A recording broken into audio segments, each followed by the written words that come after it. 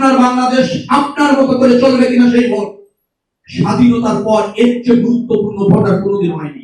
এবার যেটা হতে যাচ্ছে, আপনার ভোটের উপর নির্ভর করবে আপনার দেশের সবকিছু। আগামী বাংলাদেশ, যে বাংলাদেশ আপনাকে ধারণ করবে, আপনাকে লালন করবে, আপনাকে সম্মান করবে, আপনাকে ক্ষমতায়ন করবে, সেই ভোট। অতএব ভোট এবার কিন্তু অবহেলা করবেন না। অনেকে মনে করতে পারেন ভোট এটা না দিলে কি হয়েছে, না গেলে কি হবে। অনেকে ভাবতে পারেন আমি একা নাই, আবার অনেকে আছে সুনির্দিষ্ট ভোটের দিন সকালবেলা খিচুড়ি আর খাসির মাংস খেয়ে টায়ার কাটতে গেলাম না। প্রথমে ভাইয়েরা চলে যাবেন সব, খাসির মাংস খিচুড়ি ভালো খাবার, ছুটির দিন খাওয়া একটু আমাদের ভালোই লাগে। রান্না করবে মেয়েরা, পুরুষরা ভোট দিয়ে এসে ওইগুলি দেখভাল করবেন। এরপর বোনেরা যাবেন ভোট দিতে। ভোট দিয়ে এসে সকালের খাবার খাবেন না, প্রয়োজন 4 ঘন্টা লাইনে থাকবেন, দুপুরে এসে খাবেন রান্না খাওয়া আরামে। সব ভোট দিয়েছি আরামে, এখন খাসির মাংস অন্যান্য যা আছে খাবেন।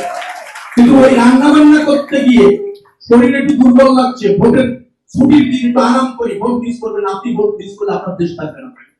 আপনি বুঝতেছেন না, আপনি জলাবদ্ধতা নিয়ে হয়তো আছেন, আরে ভাই আপনার কান্ট্রি থাকবে না, আপনি বাংলাদেশ থাকবে না। দ্বন্দ্ব হবে, সংঘাত হবে, বিরোধযুদ্ধ লাগিয়ে দিতে পারে। আধিপত্যবাদী শক্তি, বাইরের শক্তি চাচ্ছে বাংলাদেশে ভেঙে যাক, বাংলাদেশ অকার্যকর হয়ে যাক, 18 কোটি মানুষ দ্বন্দ্ব করুক, সংঘাত করুক।